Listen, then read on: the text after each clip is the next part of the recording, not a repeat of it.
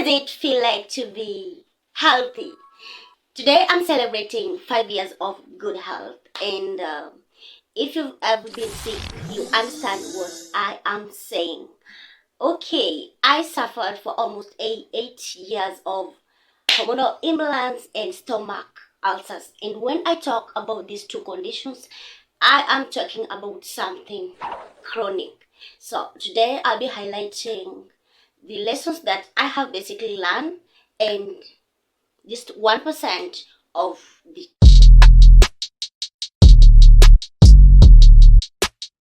God works in our situations and leads us if we allow Him to do. When I look back at the instances that happened prior to my instant healing, I can say indeed God gave me a sign. Number one thing that happened was I was in West Pokot working with this lady as a sales lady.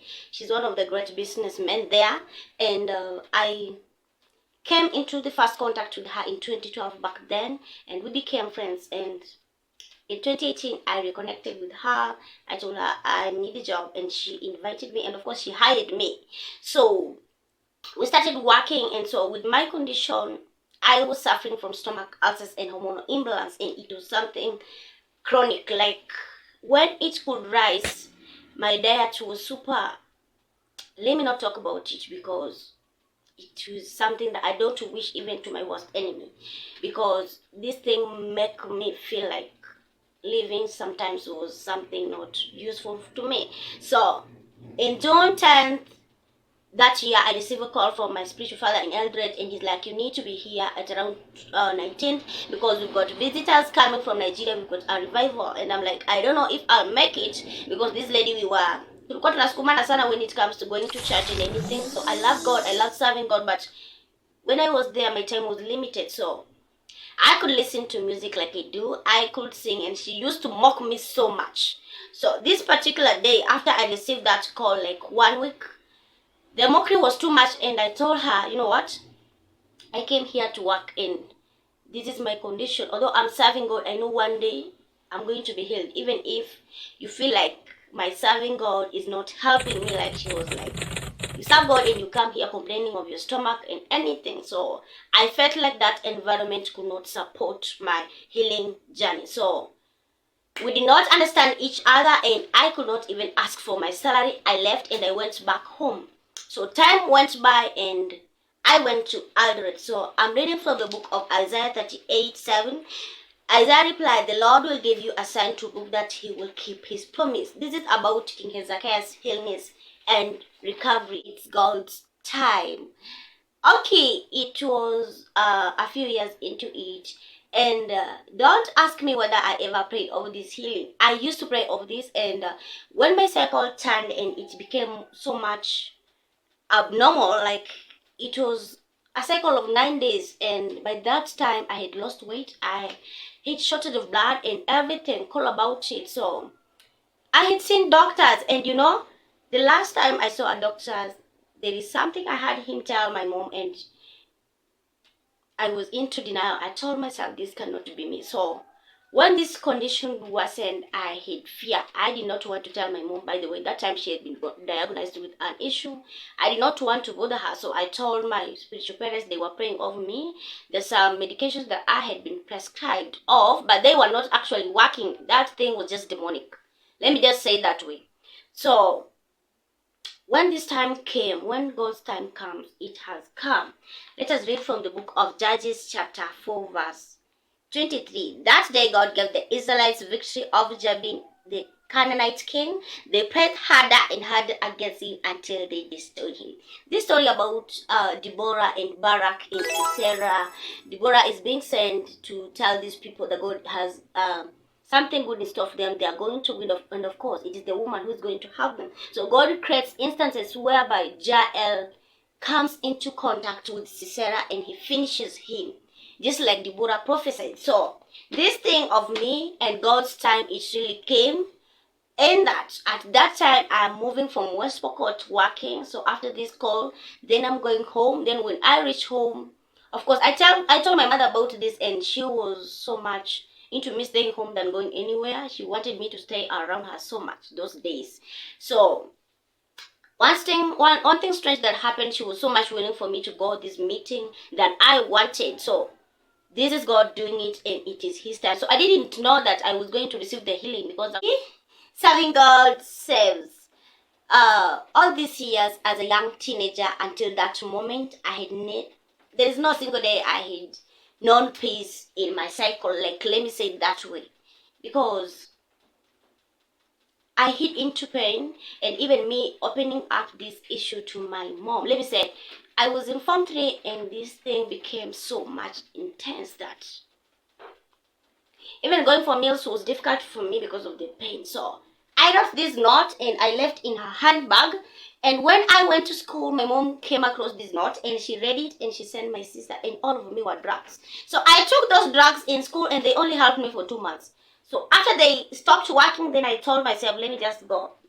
These were the demons that were just controlling me. Life is just spiritual. Those were just demons. Let us read from the book of Isaiah chapter 50 verse 10. All of you that honor the Lord and obey the words of his servant, the path you walk may be dark indeed, but trust in the Lord. Rely on your God. So, Mimi, I am just serving God into this. So, I love kids. I was a Sunday school teacher. I'm still one. I love kids. So, I was serving in church. Every Saturday, I'm in church. Although I'm into these parents, I'm serving in the worship ministry. Sometimes the situation is not, but you have to. I am a strong woman, let me say that way. So I used to serve God, and so this very day that this healing came, I was in church, and that very day the devil is a liar. That night I couldn't sleep, and my friend was like, are you going to church today? And I'm like, so Mimi, I'm going to lead people in praise. What am I going to do? And I'm like, should I leave it for you to help me today? She was like, no, it is your turn.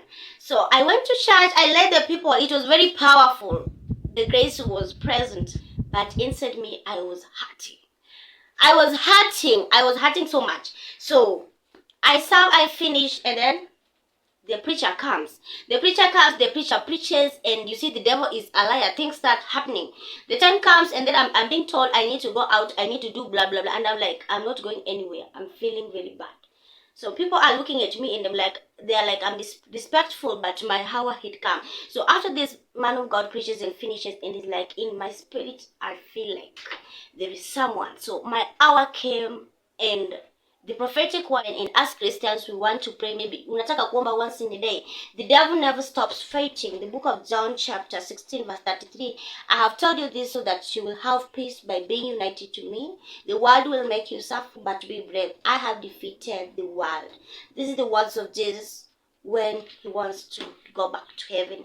You see, this world has got so many challenges, and sickness is one of the challenges that we go through.